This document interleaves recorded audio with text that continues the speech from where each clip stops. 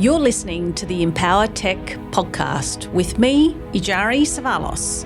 This series is a collaboration with Women in Technology, spotlighting the remarkable winners of the 2025 WiT Awards. Sarah Chapman is the 2025 Women in Technology Raising the Regions Award winner. Her why is to ensure that every girl, regardless of her geographic location, has the opportunity to envision herself as a scientist, engineer, or innovator. Her work is not just about education, it's about instilling belief, breaking down barriers, and lighting a path for girls to see a positive future for themselves with science, technology, engineering, and maths. STEM Changemakers, an innovative initiative designed to transform Australia's ability to tackle complex challenges requiring STEM, is run by Sarah.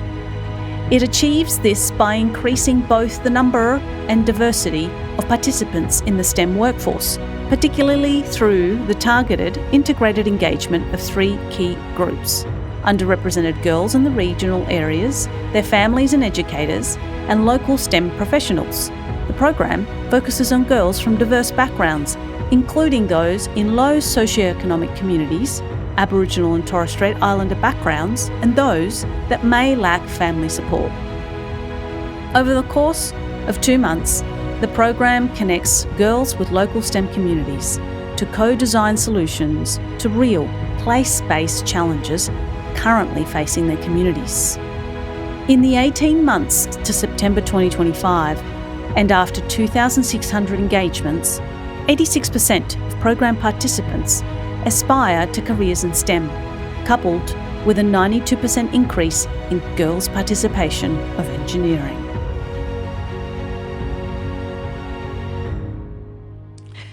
Sarah, wonderful to have you in today. Really excited to hear about what you're on with. Yes, thanks for the invitation, and it's really a privilege to share my story and be a part of your podcast. Oh, thank you. So let's get straight into it. Can you tell us what drives your passion for the work that you do? Absolutely. My passion is very much around advocating for and connecting with regional and rural underrepresented girls in STEM. The reason that I have this passion is I grew up rurally in North Queensland and found it difficult to connect with opportunities in STEM, and over time also taught for 20 years in low socioeconomic schools in regional Queensland, and noticed that a lot of young people lacked the circumstances and support to pursue a STEM pathway. Particularly girls, there's a large demographic of girls that are STEM capable, yet because of their circumstances, they have no mindset whatsoever to pursue a STEM pathway. And after teaching numerous girls in this circumstance, I couldn't keep walking past it. So took time off from my head of department and teaching role, which I absolutely love, to try and address this issue, which is also a global issue, and thinking, well, if not me, then who? And a part of that passion was fueled by a fellowship that I did in 2016, travelling around the world looking at best practice in engaging young people in STEM.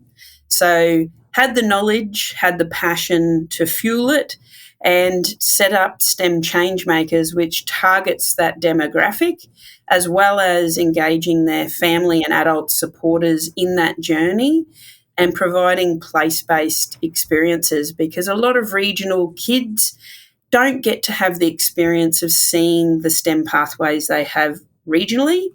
Unfortunately, a lot of their experiences are online or come from people from metropolitan areas where the circumstances are very different for them. So relating those pathways and showing things that are possible in their locality become very, very limited. So that is something I was very passionate about changing, because you can't be what you can't see. And to me, it's painting the picture locally, what the strengths are, what STEM is impacting your region and really celebrating and connecting with that rather than something that's 1,000, 2,000 kilometres This away. might be quite foreign, right? So I Yeah. really like some of the things that you mentioned there. So it's not, you mentioned kind of like a support system as well, Yes. and sort of really tackling that, not just looking at the student. Yes. What gave you the idea to do that? Some of the most sustainable programs globally involve the parent. The parent is a key influencer in a young person's life, or it might be an adult supporter, as the girl may not be at home. Mm-hmm. And to have adult supporters that don't have that education around STEM pathways, aren't aware, but also not sometimes aware of their young person's capabilities, Mm-hmm. denies them the ability to aspire and picture and dream big. So bringing the family supporter, adult supporter in, but also having local place-based experts and community members means you're connecting to the ecosystem rather than an individual or a program or a one-off experience. So if you want to think about it, it's if you just have an experience with a person or a program, it's like lighting a match that burns out. What Changemakers does is build fuel around it to keep that fire burning so those connections are there that ensures it's a longer term sustainable engagement that enables them to further connect and reconnect in that ecosystem. Okay, thanks for describing that. That's a really, I guess, one of the important things about the work that you're doing, I assume, and also the connection that you've created between the subject, the theory, the kind of love of the learning potentially, but also how it applies in the communities that they actually live and see every day, as opposed to, some foreign job, someone that's, in the city. So is one of the aims of your program to keep people in the region as opposed to kind of drawing them into a job that may see them moving away from the regions that they love to live in? Absolutely. And it's currently a lot of young people that have the smarts get drawn into the city or metropolitan areas because they have had it marketed to them that that's the only place you can go to do that thing. Mm-hmm. Also, for a lot of the girls I'm working with that are possibly from low socioeconomic groups or other demographics that limit their access, if what is marketed to them is only somewhere else, it presents huge barriers of access to those young people because they have so many things they need to step over to be able to access that opportunity. So by providing, I guess, a map and an experiential map, I'd probably say, that enables them to see what's right there in front of them and also ways they can drive impact right now, not necessarily after a degree or whatever. Mm-hmm. It enables them to have that immediacy, but also navigate more clearly what can I do that's right in front of me that doesn't mean all of these barriers exist that I have to overcome, which makes it impossible. Mm-hmm. Mm-hmm. Makes it more accessible for them in terms of just getting on with something they might enjoy as opposed to having to tackle those barriers that exist. So it sounds like quite impactful work. How many students do you see coming through the program and how has that evolved over time since you started this? Well, essentially I did one pilot program in 2024 and it achieved around 400 engagements with girls, STEM experts, family, teachers and community. Mm-hmm. Currently, STEM Changemakers has run 5 programs and up to over 2,800 engagements, those same demographics. And in the future, the programs that I have laid out till the end of 2026, both myself but also a spin-off program with Zonta International, which is a community service group. Mm-hmm. Queensland, it's envisaged will get up to about 5,400 engagements with those demographics by the end of next year, all ensuring quality is at the forefront, not quantity. So it's making sure that the connections that are there are authentic, that they are meaningful, because to me there's no point in engaging anyone if there isn't that place-based authenticity, which ensures that girls can really see it for themselves rather than it being a one-off, one and done experience, which for a lot of engagements is what currently occurs. And that's why you're not expanding the realms into the unengaged. This targets those girls. If I advertised STEM Changemakers, I would have had none of the girls sign up. This targets and invites them and their families. So it's actually expanding the capacity of young people engaging with future STEM workforce, which to me is the way of the future. You can't keep relying on those that are engaged. It's about digging a little bit deeper for the nuggets of gold which are waiting there. They just need somebody to champion them and connect them with their future pathways. Brilliant. Can you tell us a little bit about your journey into this work? I know you mentioned that you were teaching and you were seeing this as a problem. Why did you get into teaching? Well, I guess rewinding a little bit further, I was a very, very curious child and used to drive my parents batty, would be probably a good description, with asking, why does this? Why does that? How does that work? And my dad would get home from work and Mum would just say, it's your turn with the whys. I can't deal with this anymore, because I was just a very, very curious kid. And my dad was a teaching principal, so I pretty much lived 21 years of my life in a schoolhouse, in a school ground, surrounded by sugarcane. So had a lot of space to explore, but also saw what teachers did on the weekend and afternoons, and there was no way I was going to be a teacher. I was like, no, I'm too cool for school. I'm not doing that. And so when I went to high school, I connected with science for the first time and realised it was a subject that was question-driven. The whys actually had a place, and to me, that was the ultimate excitement, to actually realise there was somewhere where my kind of thinking was actually okay rather than pain.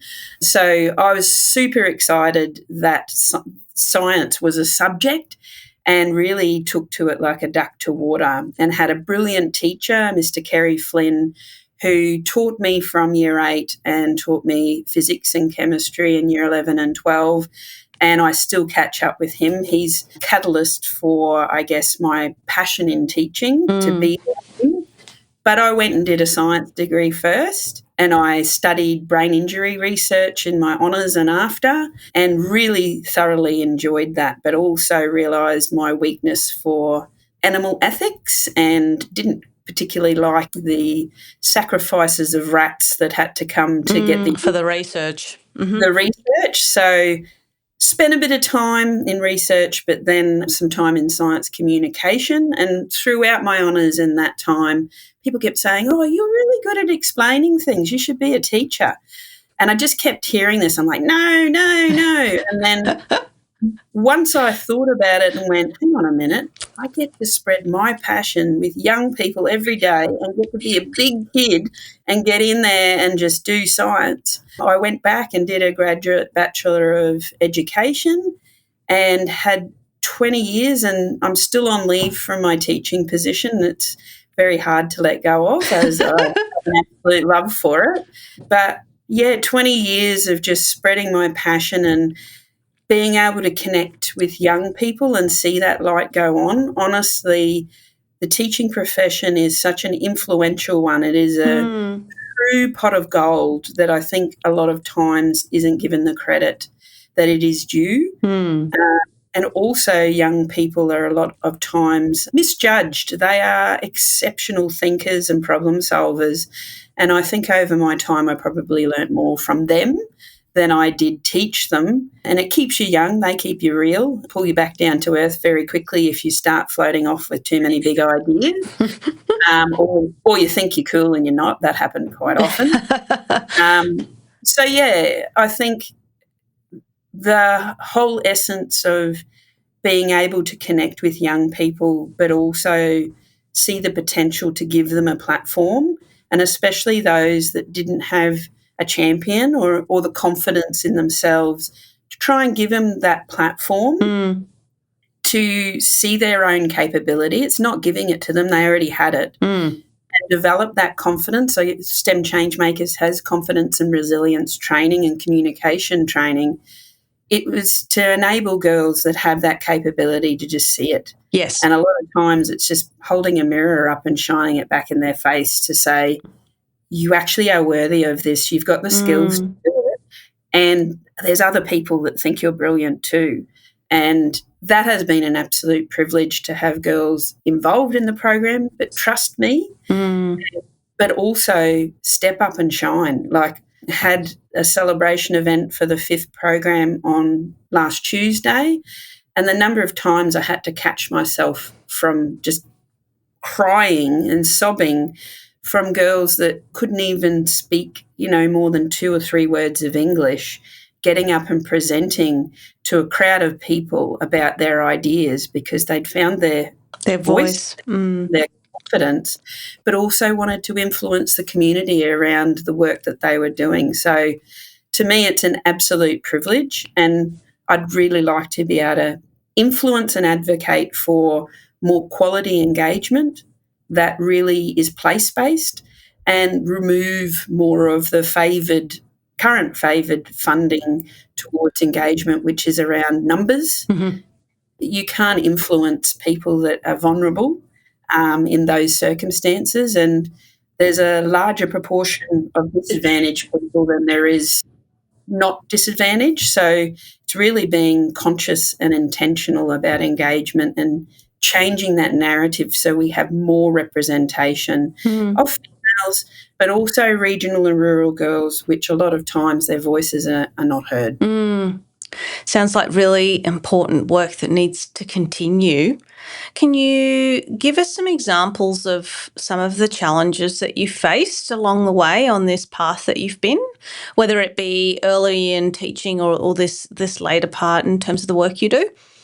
In teaching, there's always the finding your way part. You're very self-critical, and kids are very discriminating. They can work you out before you work yourself out half the time. And it takes time to get your pace, but also rapport with young people. And when you are teaching kids that come from vulnerable backgrounds, it's also around developing trust, and that takes time. And I think over my 20 years, it was really taking time to listen to them and let them be seen and letting them know you see them. You see them. A lot of times young people won't have anybody listen to them in a day, won't have anyone pay them attention, won't legitimise what they're doing, their skills. And so being able to actually see those kids and say, I see you, I see your ability, it's not going unnoticed. It was really important to me, but also helping kids that usually have the reactionary, disciplinary reaction from either home or other adults. It's taking the viewpoint of, no, I know that something's going on here. You wouldn't be acting like this if you weren't. So it's then really taking the time to listen and modelling a different way of working with a young person to enable them to be themselves, but also get past those things which are usually fear-driven. So which age groups were you typically teaching? 12 years of age through to 18, so everything pure adolescents, 13 and 14-year-olds that, on a last lesson of the day is always challenging. Yes. So, it sounds like to be a great teacher, there's a certain amount of patience that's required. Absolutely, and also being authentic, telling kids about your story, not being best friends with them, but letting them know you're human. Like, I don't know every answer, I'm not the internet, but I know ways to find out. So it's modelling things to enable them to see pathways forward.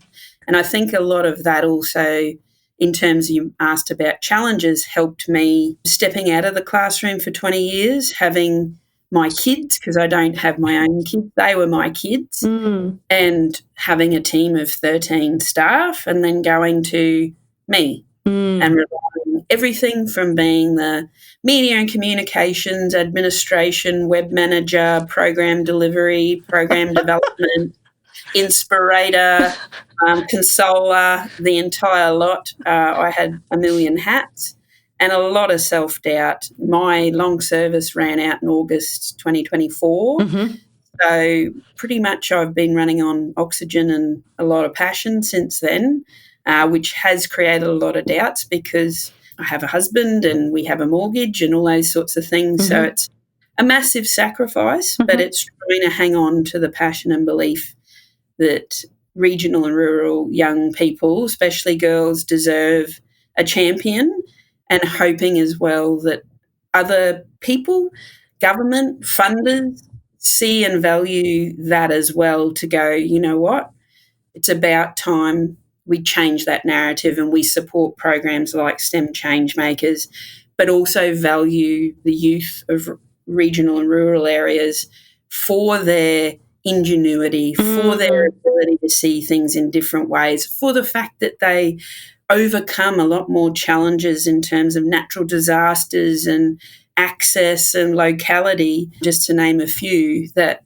to me it's time, it's their time to be part and represented. There's more regional and rural young people in Queensland than there are based in metropolitan areas, yet their voice is less heard, and regional and rural girls are the least likely to choose a STEM pathway. So the paradigm needs to shift, and that's what I hold on to each day when I start to stress out.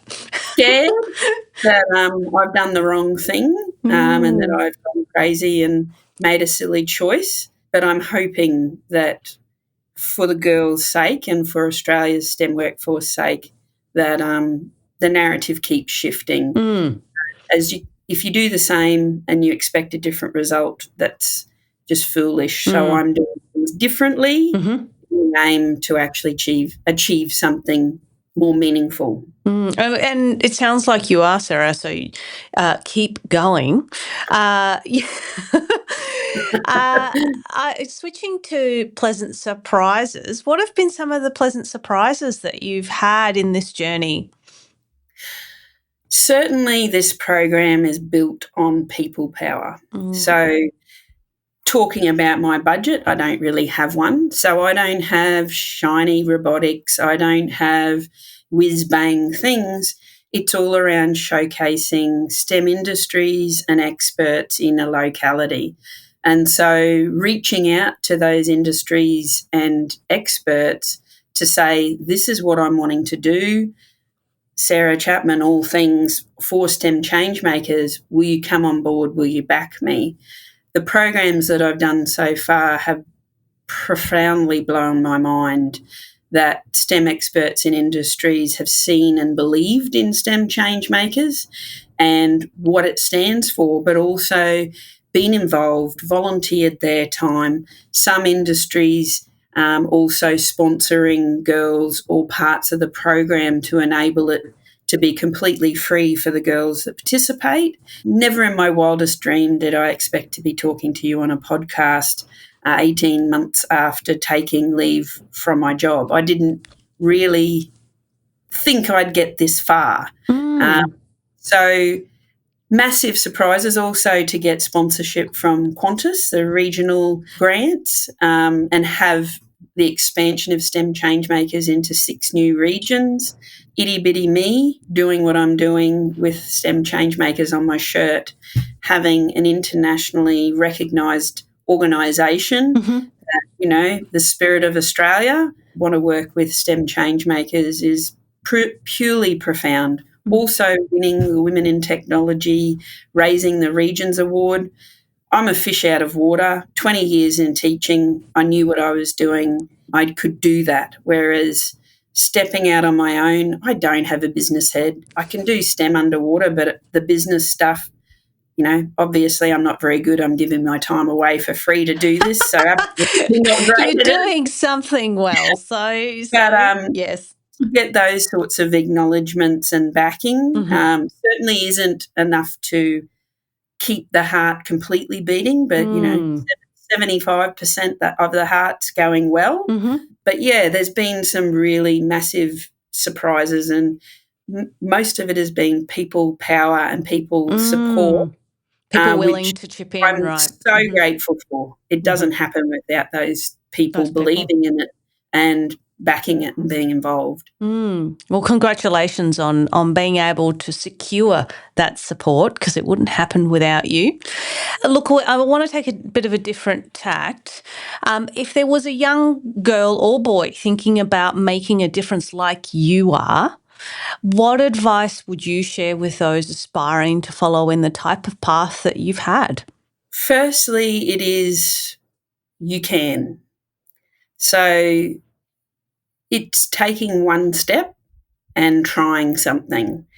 It's not thinking too hard about it, because you get in your head and then end up not doing it. And knowing that every step forward that people take is a step forward for everybody. So being courageous and brave and stepping out of your comfort zone, which you have to do something like this, it is very rewarding, but also impacts others. And to me, even the smallest pebble casts a ripple in water.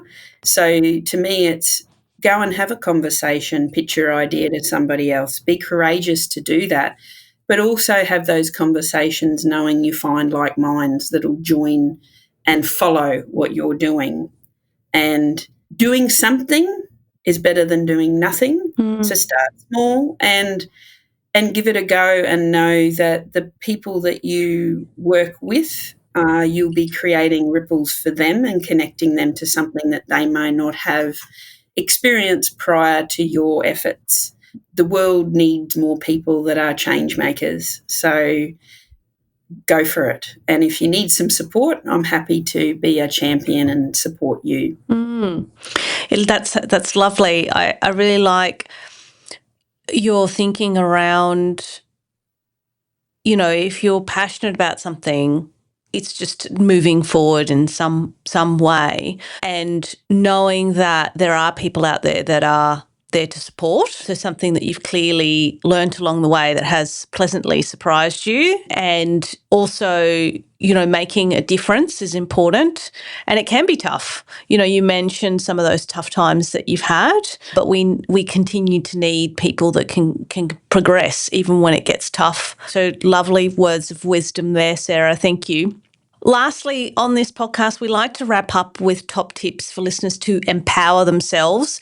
You have covered some of these things already, but what would your top tips be for our listeners to empower themselves in this space? What sort of information can they get a hold of? Where can they go?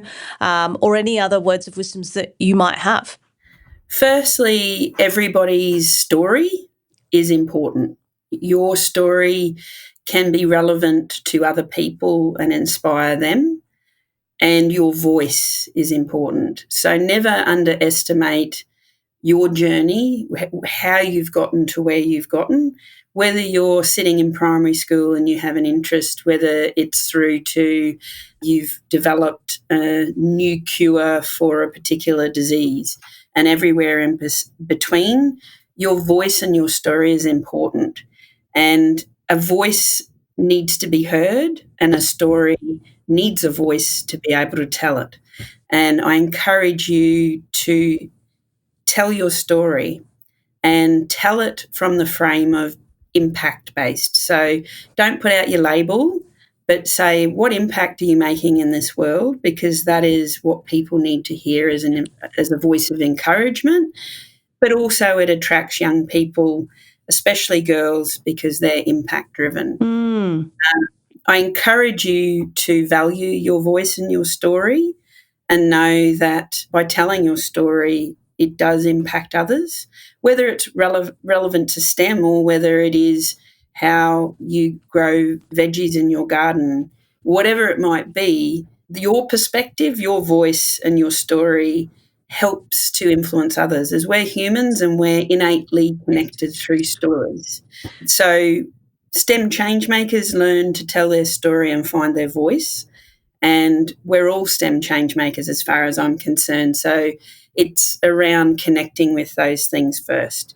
If you want some inspiration, you can go to the STEM Changemakers website and see what the girls have done in their projects, but also understanding that this is one step in a journey of influencing others. It's getting on board and joining in your locality to see, well, what can I do in my place to tell my story, to connect with young people? There are particularly significant numbers of disadvantaged young people across regional Queensland, across Australia, that you can connect with, tell a story, be a part of a program. I'm also co-chair of Women in STEM Australia. We have wonderful resources and a program called STEM Strolls that connects regional women together in their STEM communities. I think realistically, if you're wanting to be empowered, empowerment comes through connecting with others and lifting them up and being stronger together, like Women in Technology, I guess, encompasses in everything they do. I think empowerment comes when you can help somebody else and see that your voice, your skills, your story helps somebody else, and giving to me, whether you're doing it or watching someone else do it, or encouraging someone, grows your ability to feel good about yourself, but also see somebody else's perspective. And I think everyone needs to step outside their door, their lab, their classroom, their house, their yard, and just pay a little bit more attention to the world around them, pay it forward to somebody that might need it. But be curious, don't judge, and try and get out there and let your voice be heard. So hopefully when you're listening to this, I'm going to just hear lots of but yeah, be excited by your story, but also connect with others and hear their story. Because as much as speaking is important, it's also the listening part, because that's the part that grows connection. Beautiful. Thank you so much for coming in and talking to us, Sarah. Really lovely messages there of encouragement, and also fabulous to hear about your journey and the work that you're doing. Sounds really impactful. Keep going, because we definitely see the value in what you're doing and connecting the regions in a way that nobody else is at the moment. So congratulations, or thank you for coming in. Thank you so much for the privilege to be able to share my story and connect with your listeners and to chat to you today. Thank you so much. Thank you.